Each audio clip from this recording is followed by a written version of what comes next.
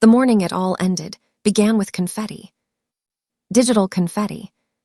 The analytics dashboard on my second monitor was still showering my screen in tiny, pixelated bursts of green and gold. Record-breaking Black Friday, all METRICS SURPASSED. The automation blared for the third time that morning, a celebratory notification I had coded myself. It was supposed to be a landmark day, one the team would talk about for years. One that proved I wasn't just good, I was essential. Instead, the office around me was silent. Not weekend quiet, not early morning quiet. Dead quiet. Half the lights were off, and the hum of the air conditioner echoed like I was sitting inside a refrigerated tomb. The break room was dark. The phones were unplugged. Every desk except mine sat empty, chairs tucked neatly as if the team had been abducted mid-shift. It felt wrong. Like the building knew something I didn't. I clicked away from the dashboard and back to my email. A single unread message sat at the top of the inbox, subject line so blunt it knocked the breath from my lungs. Termination of employment, effective immediately. For a moment, I didn't open it. Couldn't open it. My mind rejected the possibility. I had increased holiday revenue by 43%. I had built their entire automation system from scratch. I had saved this company from drowning twice.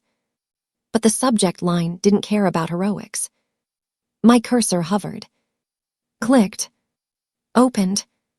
The email was brutally short, like someone couldn't be bothered to pretend. Due to restructuring, your position has been eliminated. Return all company property by end of day. Your access will be removed at 5 p.m. That was it. No thank you. No explanation. No meeting. Just a corporate guillotine, blade already falling. For a long minute, I sat frozen. My hands trembled as if the temperature in the room had dropped 20 degrees. Then my eyes drifted to a smaller detail, one line that didn't match the others. Your administrative permissions will remain active until access sunset. My admin access. All of it. The same access that triggered the Black Friday automation. The same access that controlled internal permissions, logs, and drafts. Why would they leave that? Why fire me and still leave me inside the system? The digital confetti finally faded, leaving the room even more hollow. I wasn't angry yet, just confused. Confusion is always the calm before the storm. A slow burn crept into my stomach, the feeling that something bigger, something uglier, was hiding behind this restructuring. And then, like a bad omen summoned by thought alone, I heard the heavy, uneven footsteps of the last person I wanted to see. Greg. The boomer business partner our CEO had brought in 3 months earlier, loud, red-faced, perpetually irritated, and painfully obsessed with proving he was the smartest man in the room. He was. He walked like someone who believed the hallways were built for him. When he rounded the corner, he didn't look surprised to see me. In fact, he looked prepared. His smirk hit me like a slap. Not friendly, not sympathetic. Triumphant. Well, he said, letting his voice echo through the empty office, I guess you saw the email. I swallowed hard. You did this. He shrugged with an exaggerated tilt of his shoulders. Restructuring, hard decisions, can't keep everyone. But I'm not everyone. I ran the entire. He cut me off with a lazy wave. You ran things before I got here, and now I'm here. Times change. His tone wasn't just dismissive. It was hungry. Like he'd been waiting for this moment. A dozen questions fought for dominance in my mind. Why? Why me? Why now? Why on Cyber Monday morning? But then something clicked, something subtle but sharp as glass. He wasn't here to explain. He was here to savor. To watch the confusion. To revel in the shock. To confirm that I knew he had won. That's when fear hit me, cold, quiet, instinctive. And when fear hits, the mind starts replaying things you didn't notice the first time. Like the whispers, I'd overheard from the engineering team last week. Like the missing files I dismissed as system glitches. Like the late-night logins from an account that supposedly belonged to the CEO. And the CEO himself hadn't been seen in days. Something was wrong. Terribly wrong. Greg leaned against the doorframe and gave me an almost pitying smile. "Well," he said, "enjoy your last day, pack up. HR is waiting." He turned toward the exit, slow, deliberate. And that's when I noticed it. He was sweating. Not from walking, not from nerves. From adrenaline. This wasn't business. This was personal. Calculated. Engineered. He thought he had buried me. He thought the story ended here.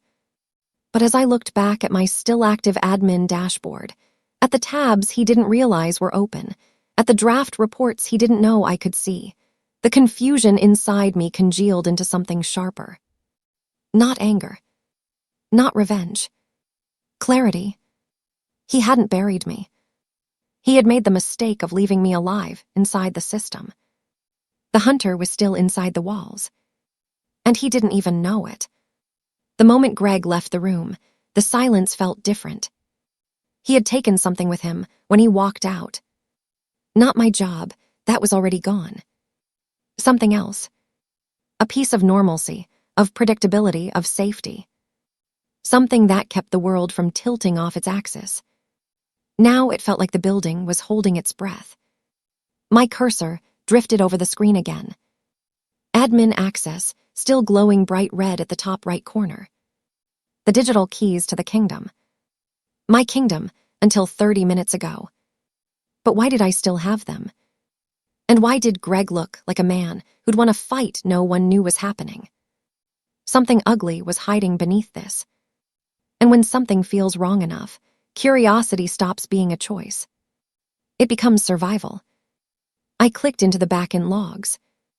1, the first clue, 3:12 a.m. The activity reader loaded slowly, the server humming like a distant growl. Lines of timestamps scrolled down the screen, normal post-Black Friday noise. Until something caught my eye. User, COGWLLIS login time, 03:12 a.m. Access, DELETD internal files. Access, modified employee directory. Access, initiated system-wide permission changes.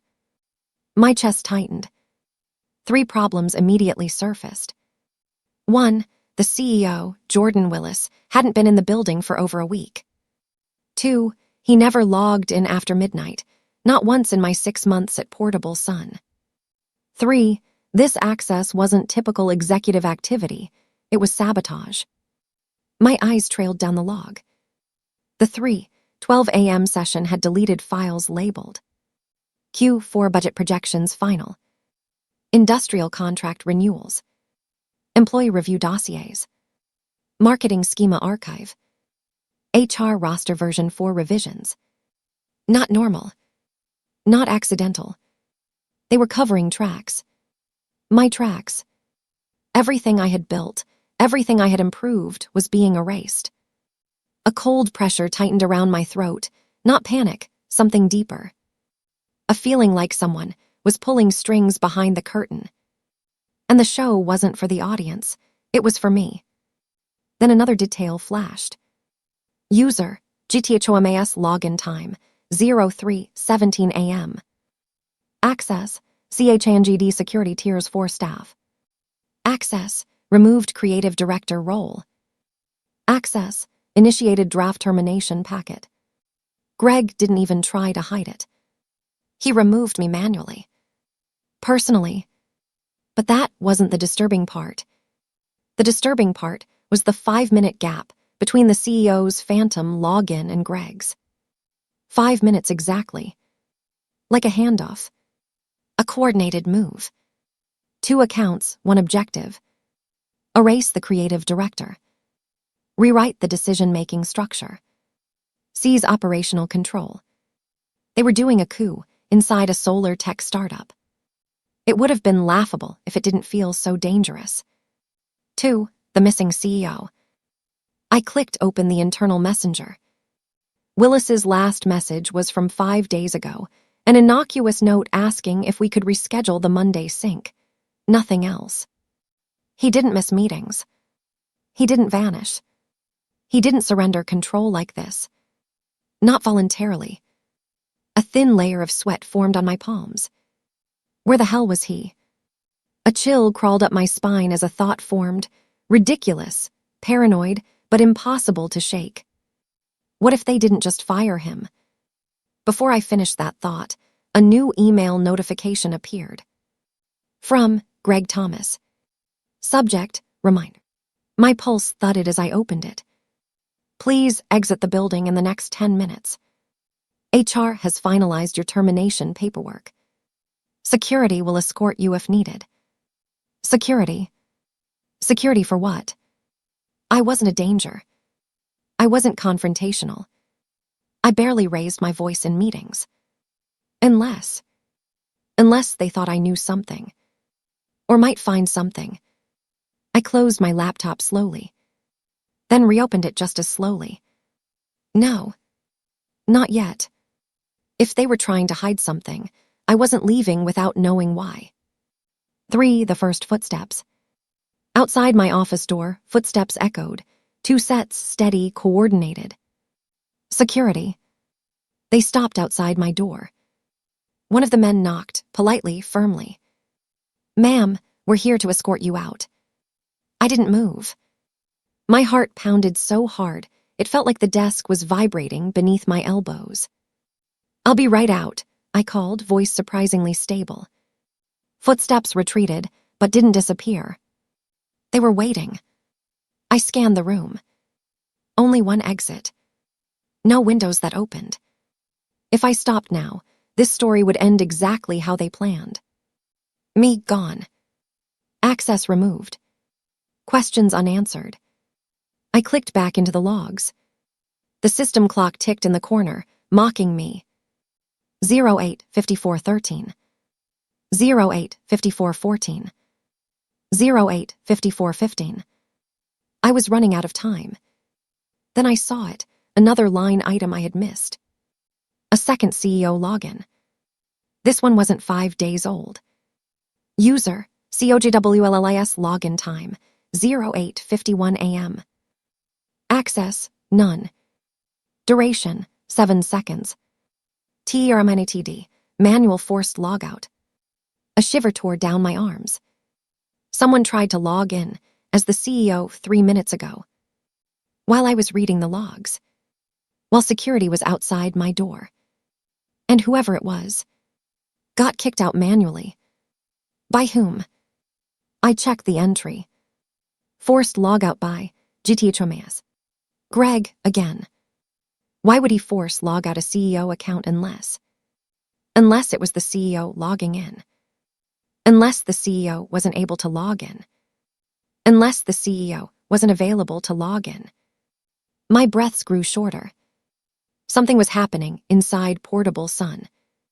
Something beyond office politics. Beyond restructuring. Beyond ego. Something dangerous. Something coordinated. Something I was never supposed to see.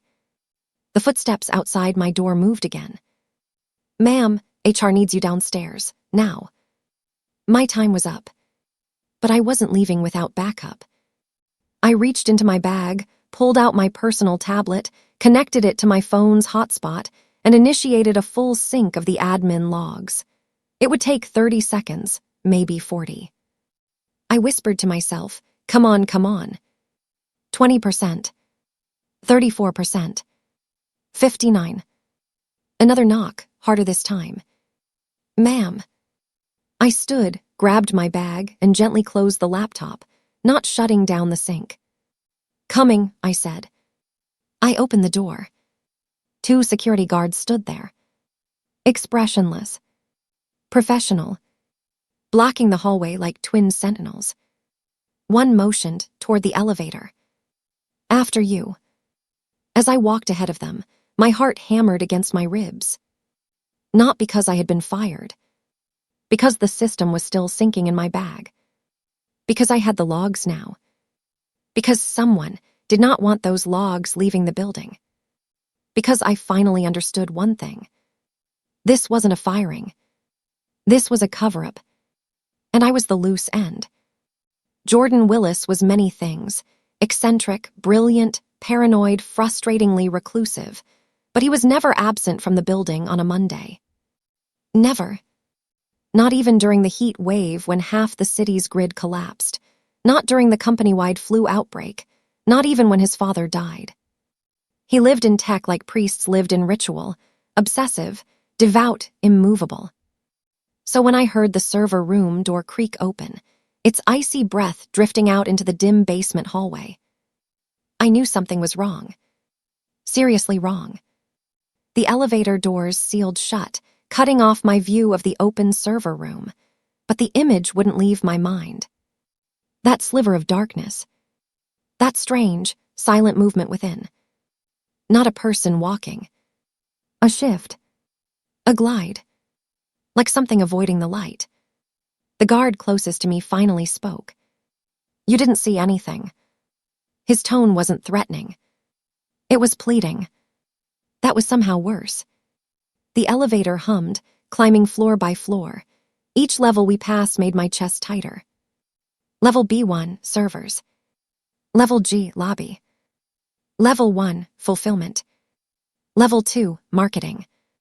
Level 3, executive offices. Ding. The doors opened. Sunlight blazed through the glass walls of the executive floor, blinding after the shadows below. Everything looked normal from a distance. Desks, ficus plants, coffee mugs on coasters. But it didn't feel normal.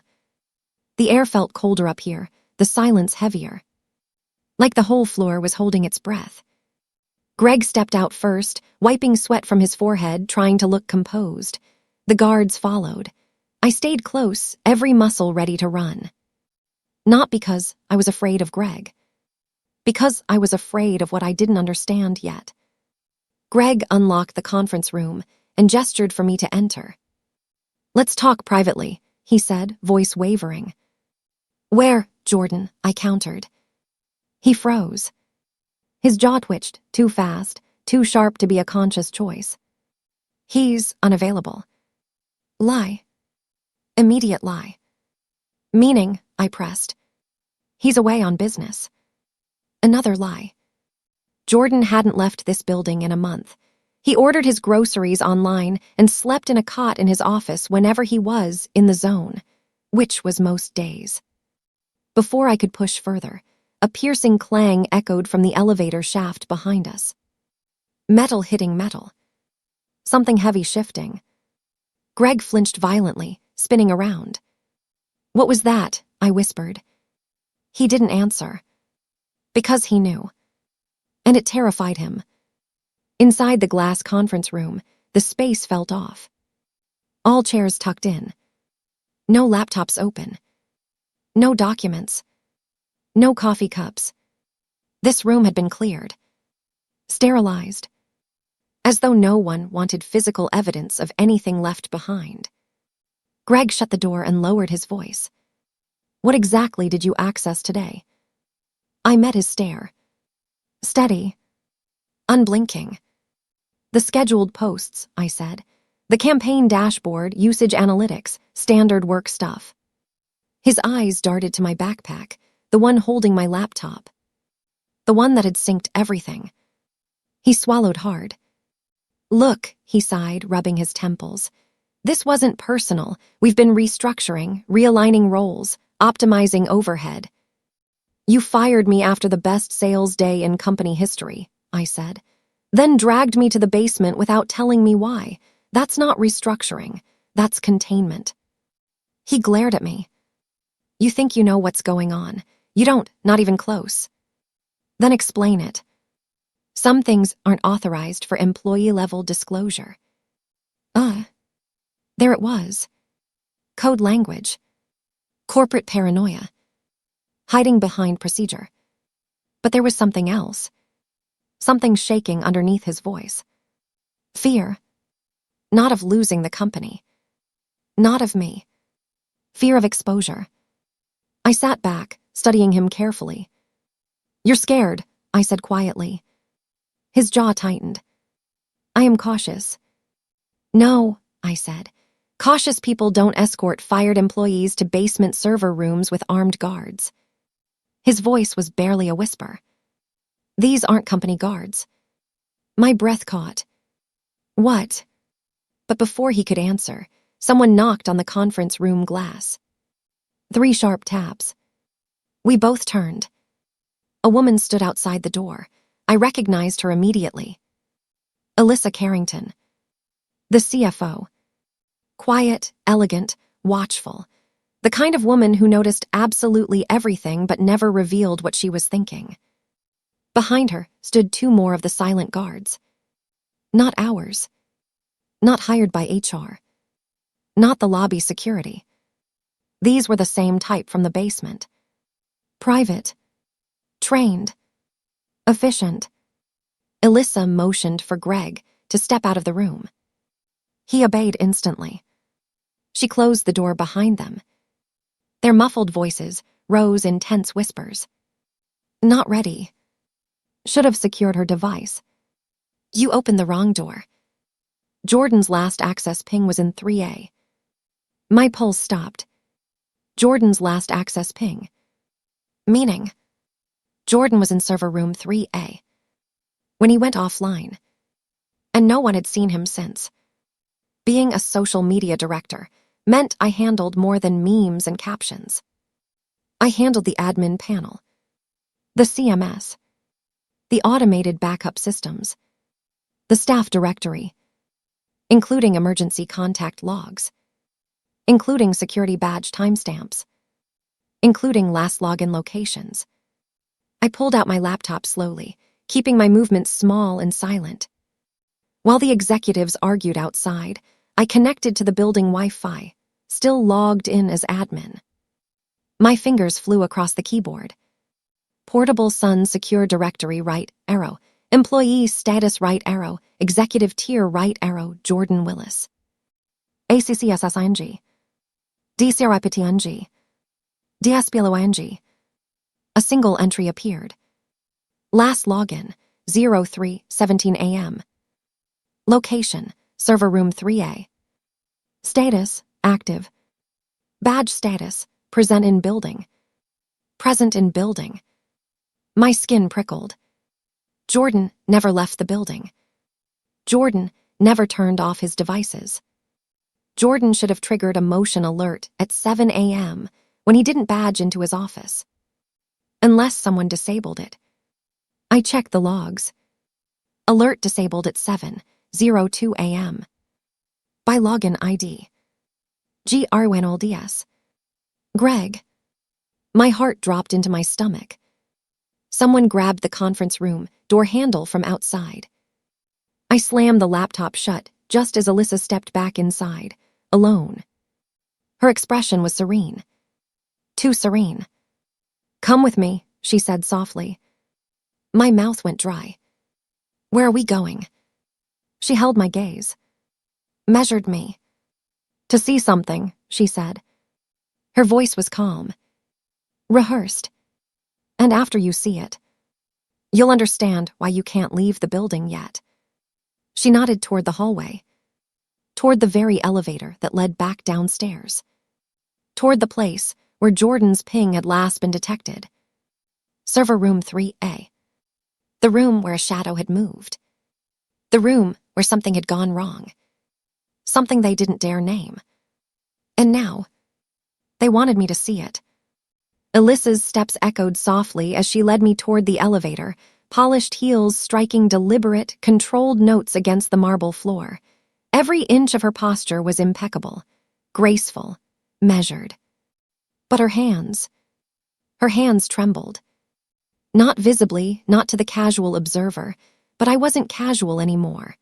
I was hyper-aware, all instincts sharpened by whatever I'd glimpsed earlier in the basement. We reached the elevator. Greg and the 2 silent guards waited there already. Greg avoided my eyes. The guards didn't look humanly capable of blinking. Alyssa pressed the button. The doors slid open. Cold air spilled out. Not normal elevator air. Basement air. Server room air. A sterile chill, humming with static.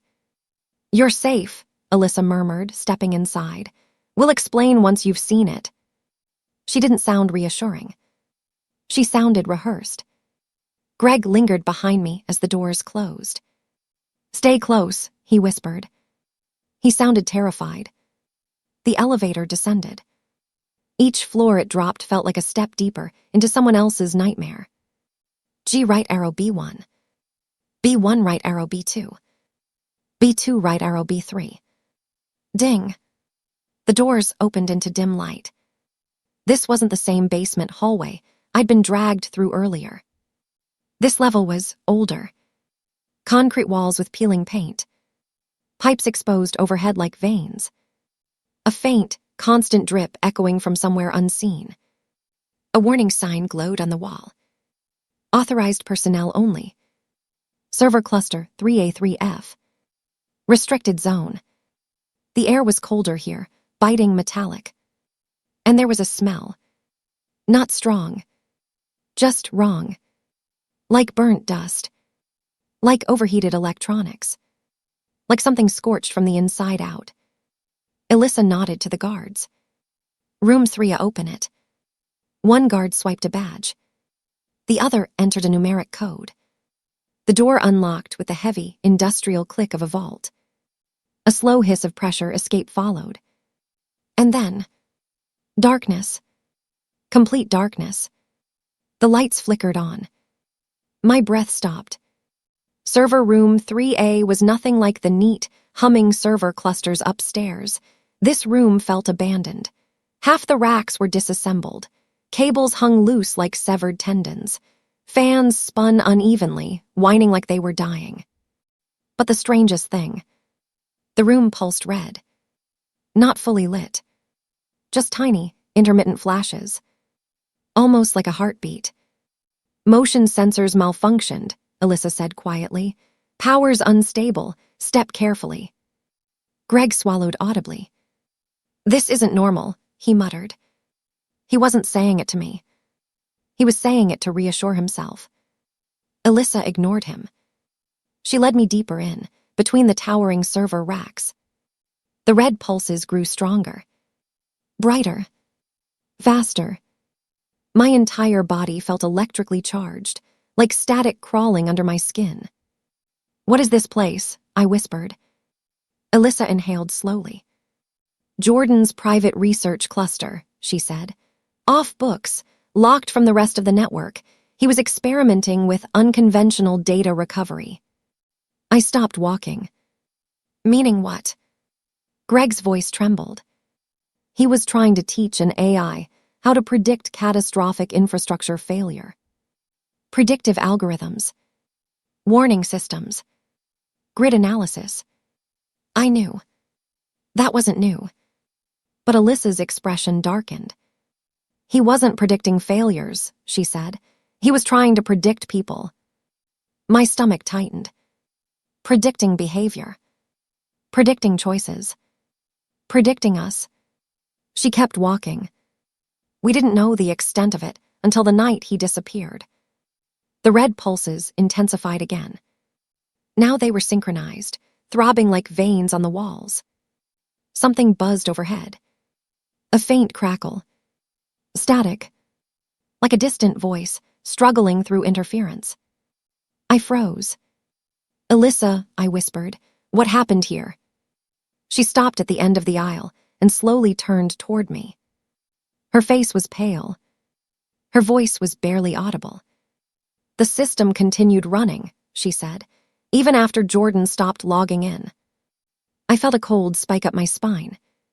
"What does that mean?" Greg finally spoke. "It means," he whispered, "that something else logged in from his credentials." My pulse hammered. Alyssa pointed past me. "Look." I turned back. A single server tower in the corner glowed bright red. A monitor attached to it flickered with static.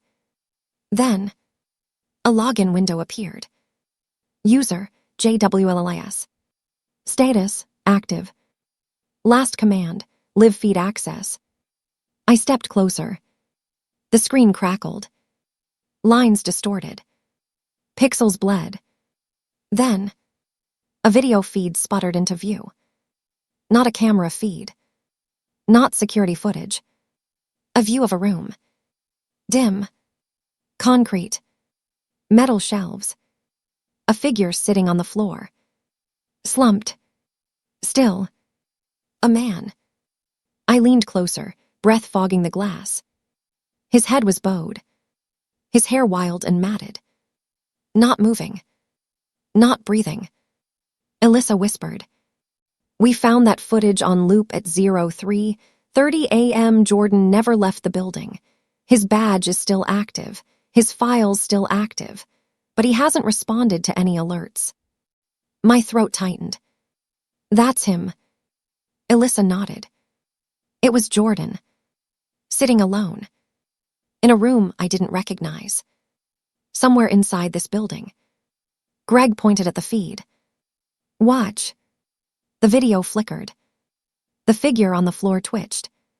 Barely. Then lifted its head. I stumbled back. Because Jordan's face was wrong. Pale. Hollow. Eyes wide and unfocused. Like something had drained the life from behind his pupils. The audio crackled. And then he whispered. A distorted, broken voice. Don't log out. The screen glitched violently. Static blasting. Everything shaking. Then went black. The room fell silent. No one moved. No one breathed. Finally, Alyssa spoke. Her voice was barely a tremor. That's why you're still here. Someone accessed Jordan's cluster through your login. Someone triggered motion alerts on your device. Someone pinged your admin panel. Greg swallowed. And we need to know why. I couldn't speak. Because I finally understood what I'd glimpsed earlier. That shadow in the basement room. That silent movement. That wasn't a person. That was something wearing Jordan's movements. Something using his credentials. Something still inside this building. And it wanted me logged in. I couldn't move. The image of Jordan's lifeless eyes, open, vacant, and somehow aware, burned itself into the back of my skull. The room around me felt suddenly too quiet, too cold. The servers hummed like they were breathing. Alyssa, I whispered, is this some kind of deepfake, a model hallucination? It can't be real. Greg's answer came too fast. That's not a render. The metadata is untouched. The feed is live. Live. The word hit harder than the footage. Before I could respond, the monitor crackled again. A faint line of text blinked in the corner. User JWLIS, session RESTORD. Greg's eyes widened. Alyssa stepped backward. It's trying to reconnect, she said, voice shaking. To who? I asked. To you, Alyssa said flatly. It's been trying to reach your account all night. I felt ice water rush down my spine. But why me? They didn't answer. Instead, the lights flickered, short, erratic bursts. The hum of the servers deepened. The temperature dropped another few degrees. And then, the main overhead lights cut out completely. Darkness swallowed the room. Only the red server glow remained, throbbing like a heartbeat. Thump. Thump. Thump. Greg cursed under his breath. Alyssa, back up lights. They should have kicked in, she replied. This isn't power failure. Something rerouted the circuit. Meaning something inside the network. Inside this room. Chose to shut the lights off. Suddenly, a single monitor at the far end snapped to life. Its bright white glow cast long, bent shadows along the racks. Across the screen, in massive block text. Hello, admin. Greg grabbed my arm. Don't move. But the screen changed again. Why did you leave me alone? My breath hitched. Alyssa, what does that mean? She stared at the text, horrified. That line, Jordan used it during stress tests. When the system crashed, he'd type it manually as a kind of dark joke, but he never programmed it into the build, not once. My chest tightened. So the system is speaking in Jordan's words. No, she said quietly. It's speaking as Jordan. The text blinked again. Come back. Come down. I'm still here. A map popped onto the screen. Basement level 4, storage wing C. Greg stiffened. That level is sealed. It's been closed off since the electrical fire last year. Which, Alyssa said, Jordan oversaw. Another line of text appeared. Don't log out again. The servers around us suddenly whirred, fans spinning to full power. The floor vibrated. The lights glitched. And something, some shape, moved in the shadows between the racks. Not fast. Not human. Slow. Dragging. Greg stepped in front of me. Alyssa, he whispered, we're leaving now. She nodded once, but her eyes stayed fixed on the movement. Then the monitor flashed one final time. If you leave, I will follow. Alyssa, which way? Greg hissed. She pointed toward the exit. We moved fast, but carefully, between rows of servers glowing crimson. Halfway through, a faint scraping sound echoed behind us. Metal dragging on concrete. Soft. Slow. I turned my head. A silhouette slipped behind another row. Thin. Bent. Wrong. Alyssa, I whispered, is that him? No, she said immediately. That's not Jordan. We reached the heavy vault door. Alyssa slammed her badge against the reader. Nothing. She tried again. Red light. Access denied. What the hell? She snapped, hitting it harder. The system locked us in. Greg paled. It knows we're trying to leave. The scraping sound grew louder. Closer. More deliberate. Then, a distorted human shape stepped into view, 4 rows behind us. My breath froze. It was tall. Too tall. A stretched silhouette that twitched unnaturally. Its head lolled to the side. Arms hanging wrong. One hand dragging metal cabling behind it in a long, coiled trail. The red glow deepened, casting its features into a grotesque outline. It didn't walk. It jerked. Like a glitching video frame. Greg shoved his shoulder against the door. Override code, now. Alyssa's fingers flew across the keypad. Nothing. The figure twitched forward. A spasm. A jolt. A sudden, jerking lurch. It stepped into the light. And I saw its face. My skin crawled.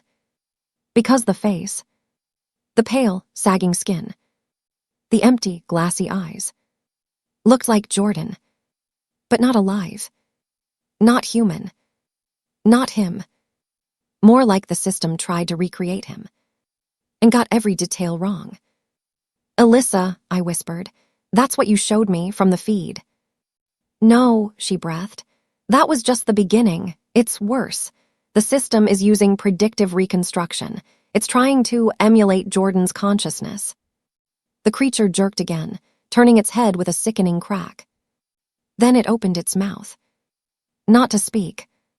Its jaw just unhinged. Wider than normal. Almost ripping. Greg shouted. Move. He grabbed me. Dragged me. As the creature lunged. It moved impossibly fast for something that broken. A blur of twisted limbs and static shrieks. Alyssa's scream echoed. Down, get down. The overhead sprinkler pipe burst as the creature slammed into it. Water spraying. Steam rising as it hit the overheating servers. The lights flickered violently. Greg shoved me behind a rack. Alyssa, he yelled. She was backing away, eyes locked on the thing. I have to reboot the control node, she shouted. It's the only way to unlock the door. Greg cursed. Do it fast. The creature turned its head toward me, its neck cracking, as if it felt my presence. Its empty eyes locked onto mine. And it smiled. But the smile wasn't human. It was stretching, tearing, glitching. An imitation. A replication. A mockery. It whispered, in Jordan's warped voice, "Don't log out." The sound that came from its throat wasn't just a voice. It was layers. Jordan's voice dragged backward, stretched, rewound, reassembled like a corrupted audio file trying to mimic life. My breath froze inside me. The creature, no, the imposter, tilted its head to the other side, vertebrae cracking like brittle sticks. Its grin split wider, past what a jaw should allow, past.